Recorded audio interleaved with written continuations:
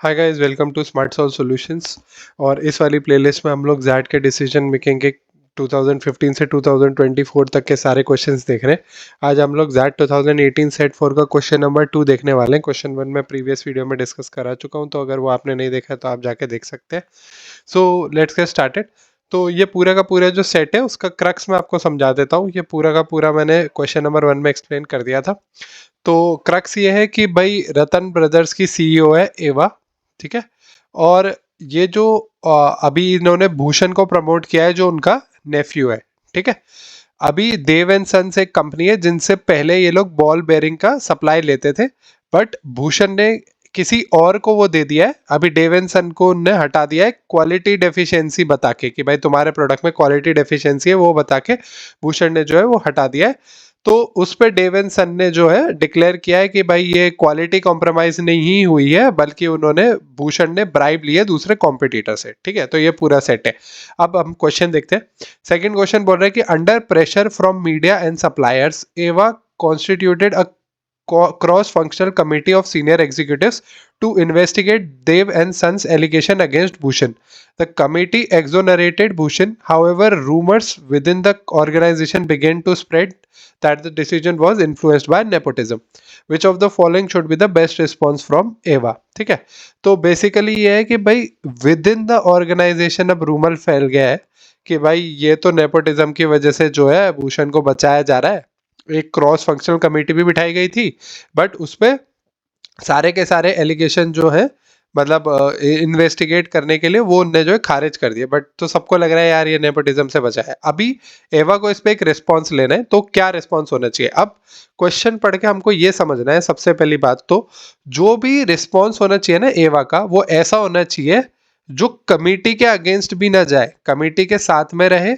Plus जो ये rumours है कि भाई इन लोगों ने गलत किया है, इन लोगों ने नेपोटिज्म की वजह से अपने नेफ्यू को बचाया है, उसको भी गलत साबित कर दे। विद इन द ऑर्गेनाइजेशन को क्लैरिटी देना बहुत जरूरी है। तो अपने एम्प्लॉयज को उसको क्लैरिटी देनी है, प्लस कमिटी को भी साथ में रखना है। ये दोनों चीजें उस ऑप्शन में होनी चाहिए। तो आपको ऐसे क्वेश्चन पढ़ना है, अपने दिमाग में एक चीज बिठानी है कि अच्छा यार ये क्वेश्चन ये बोल रहा है, तो मुझे ये आंसर ढूंढना है पहले। तो वो आंसर जब आप को दिखेगा तो ऑटोमेटिकली आपको समझ में आएगा। अब ऑप्शन ए पे जाते हैं।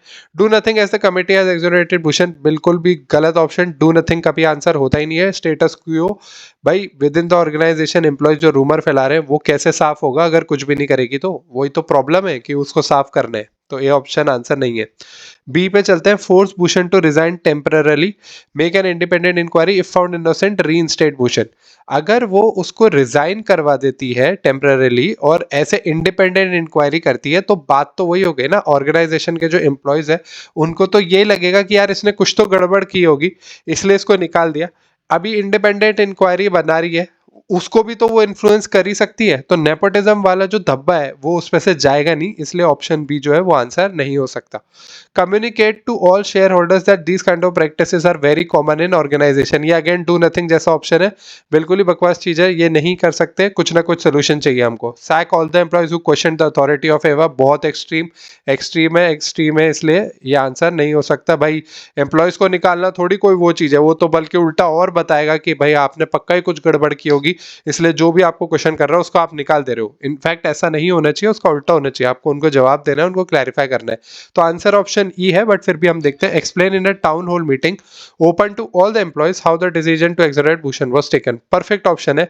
भाई सबको बुलाओ, सारे एम्प्लॉयज को बिठाओ टाउन हॉल में और उनको बताओ तमीज से कि भाई जो ये हमने डिसीजन जो लिया है वो इस बेसिस पे लिया है और ऐसा हुआ है। तो उससे क्या है, उनको क्लैरिटी मिलेगी, उनको समझ में आएगा कि अच्छा भाई ये पूरा प्रोसेस हुआ था, ये एलिगेशन लगे थे, तो इस पे इन लोगों ने ऐसे जो है इस पे काम किया है, इस पे डिसीजन जो है वो ऐसे लिया गया है। तो वो क्लियर करेगा एक्चुअली एम्प्लॉयज के बीच में कि हाँ भाई चीजें सही है। और प्लस एवा का ऐसा करना ये भी एक स्टेटमेंट देगा कंपनी के एम्प्लॉयज को कि भाई वो कुछ नहीं छुपा रहे, कुछ नेपोटिज्म का कोई चक्कर नहीं है। वो बहुत ही स्ट्रॉन्ग स्टेटमेंट देगा, तो ये जो रूमर्स है उसको खत्म कर दिया जाएगा। तो ऑप्शन ई आंसर है। Thank you for watching, I hope you like the video. Next video में हम लोग सेट 4 का क्वेश्चन नंबर 3 देखेंगे। अगर आप लोगों को कोई भी डाउट है तो मुझे कमेंट सेक्शन में जरूर बताइए। Till then stay tuned to the channel and do like share and subscribe smart solve solutions.